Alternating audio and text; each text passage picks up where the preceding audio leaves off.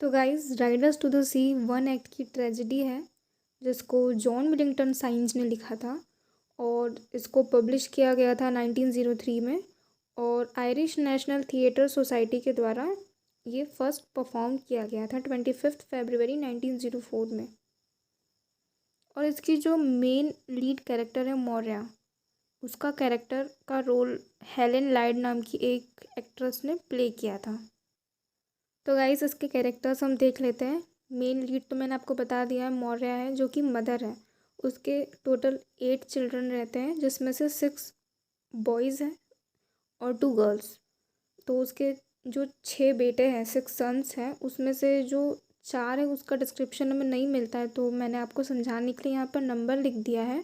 और माइकल और बार्टले उसके बेटे हैं 2, बड़ा माइकल और छोटा बार्टले। और 2 डॉटर्स है उसकी, कैथलीन बड़ी बेटी का नाम है और नोरा छोटी बेटी का नाम है। तो गाइज जैसा कि मैंने आपको बताया, Riders to the Sea one act की ट्रेजेडी है जो कि एक फैमिली के मिसफॉर्च्यून, दुर्भाग्य के इर्द गिर्द घूमती है। और उनका जो मिसफॉर्च्यून है वो सी की वजह से है, समुद्र की वजह से। उस फैमिली के सारे मेल मेंबर्स जो फिशरमैन थे वो सी के द्वारा छीन लिए गए। इस प्ले की सेटिंग रखी गई है एक आइलैंड के कॉटेज के किचन में। हम उस किचन में फिशिंग नेट को देखते हैं और स्पाइनिंग व्हील को भी देखते हैं, मछली पकड़ने के जाल और चरखे को, जिससे हमें पता चलता है कि ये लोग मछली पकड़ने का काम करते हैं और ये कपड़े भी सिलने का काम करते हैं और ये अपने कपड़े खुद सिलते हैं।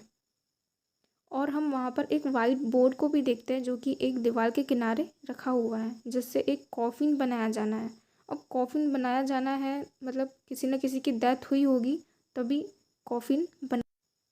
तो गाइस फर्स्ट सीन स्टार्ट होता है, हम वहाँ पर एक 20 साल की लड़की को देखते हैं जिसका नाम कैथलीन होता है।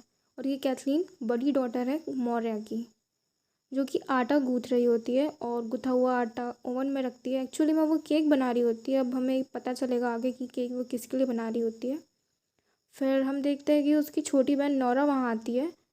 वो अपने शॉल के नीचे एक छोटा बंडल कपड़ों का छुपा कर आती है वहाँ पर।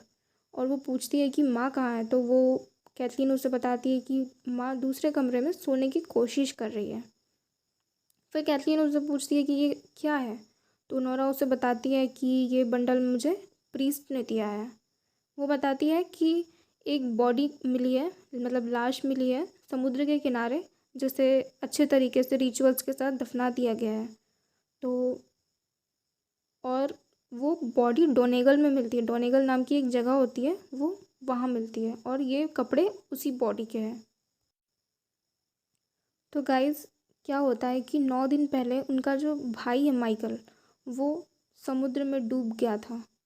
तो उसकी जो फैमिली है, स्पेशली मौर्या, उनकी माँ बहुत परेशान है और वो लोग उस बॉडी के मिलने का वेट कर रहे हैं ताकि वो लोग अपने रिचुअल्स परफॉर्म कर कर उसे कॉफिन में डालकर अच्छे से दफना सकें। तो जो प्रीस्ट है उसने इसीलिए वो बंडल नोरा को दिया है ताकि वो चेक कर सके, आइडेंटिफाई कर सके कि वो कपड़े उसके भाई माइकल के तो नहीं हैं, और अगर है तो वो लोग उस बॉडी का वेट ना करे, रिलैक्स हो जाए, क्योंकि उसे तो अब बरी कर दिया गया है डोनेगल में।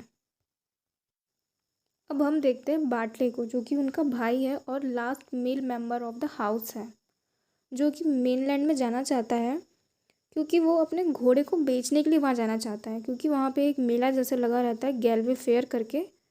पर कैथलीन, नोरा और स्पेशली मौर्या उसे बहुत रोकते हैं, वहाँ पर जाने से रोकते हैं। तो कैथलीन नोरा से कहती है कि तुम प्रीस्ट को रिक्वेस्ट करो ताकि वो उस बाटे को जाने से रोके। तो वो नोरा बोलती है कि मैंने प्रीस्ट को कहा था उसे रोकने के लिए, पर प्रीस्ट ने कहा कि तुम उसकी सेफ्टी की चिंता मत करो, क्योंकि तुम्हारी माँ रोज़ आधी रात तक उसकी सेफ्टी के लिए प्रे करती है और भगवान ऐसी होपलेस सिचुएशन में तुम्हें कभी नहीं छोड़ेंगे।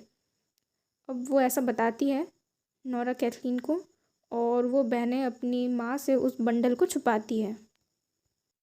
अब जब मौर्या को पता चलता है कि बाटले जाना चाहता है तो वो उसे बहुत रोकती है और वो बोलती है कि तुम्हें नहीं जाना चाहिए क्योंकि वेदर बहुत ख़राब है।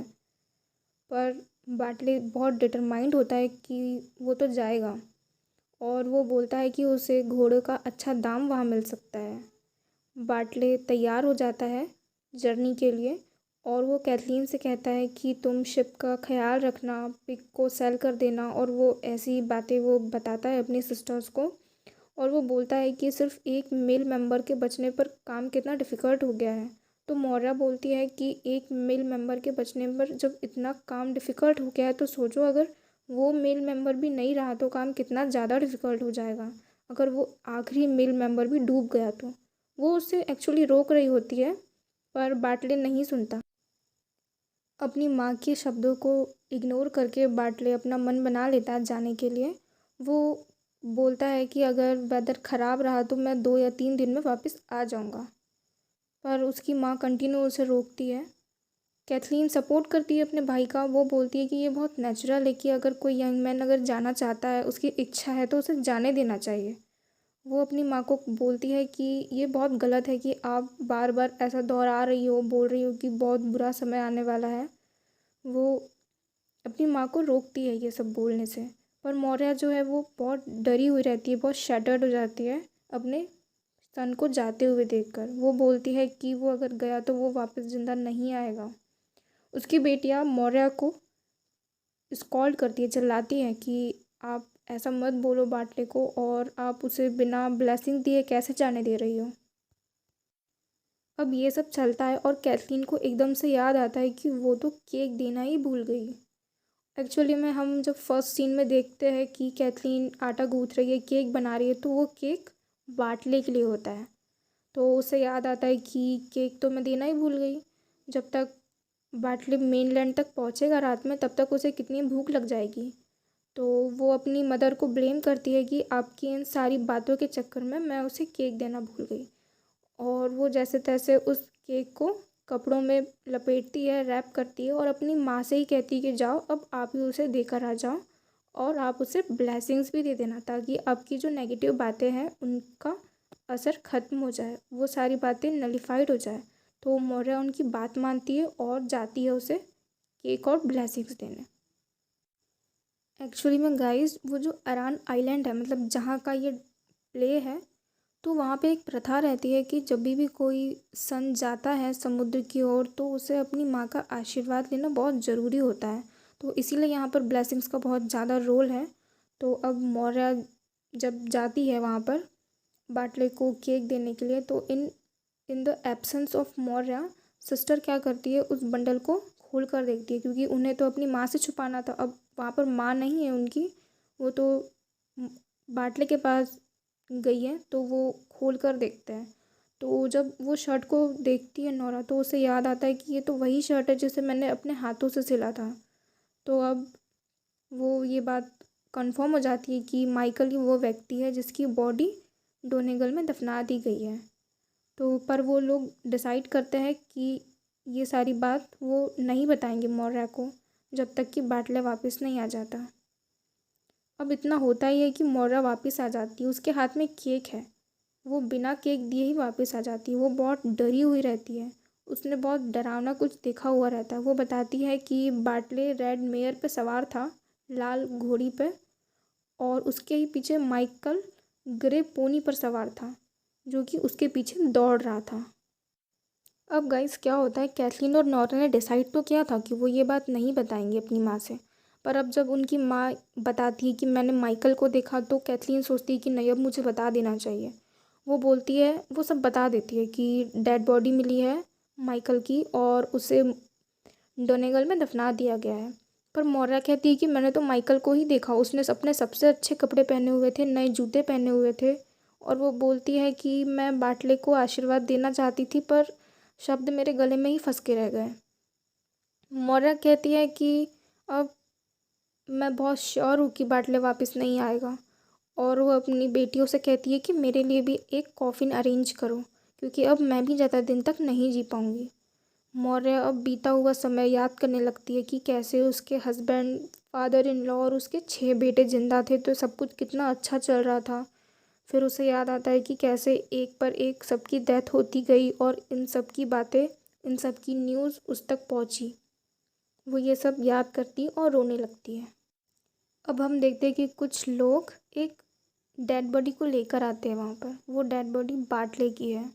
वो लोग बताते हैं कि ग्रे पोनी ने बाटले को धक्का दे दिया समुद्र में और बाटले डूबकर मर गया। तो ऐसा चलता रहता है और वहाँ पर कुछ औरतें आ जाती है, वो भी घुटने के बल बैठकर रोने लगती है, साथ ही में सब रोने लगते हैं। मौर्य बोलती है कि कैसे समुद्र ने सारे मैन को, उसके फैमिली के सारे मैन को कैसे छीन लिया। समुद्र ने उनके साथ उतना बुरा किया जितना बुरा कर सकता था। और मौर्य कहती है कि अब उसे किसी के लिए प्रे करने की ज़रूरत नहीं है। कितना भी वेदर ख़राब क्यों ना हो जाए, अब वो किसी की सेफ्टी के लिए प्रे नहीं करेगी। वो बोलती है कि अब मैं किसी के लिए नहीं जागूंगी, कम से कम अब मैं रात में चैन से सो तो पाऊंगी, क्योंकि अब कोई लौट कर वापस नहीं आएगा। मौर्य कहती है अब कितना भी बुरा समय क्यों ना आ जाए, अब हमें किसी के लिए वरी करने की ज़रूरत नहीं है, क्योंकि अब तो सारे मेल मेंबर्स मर चुके हैं और जा चुके हैं। वो कहती है कि अब हमारे पास खोने के लिए कुछ नहीं बचा है। अब कैथलीन इंस्ट्रक्शन देती है कॉफ़िन के लिए, क्योंकि अब बाटले मर चुका है तो उसके लिए कॉफ़िन के लिए वो इंस्ट्रक्शन देती है। और उसकी माँ आखिरी बार अपने डैड सन्स के लिए प्रे करती है। और यही हमारा प्ले ख़त्म हो जाता है। Thank you.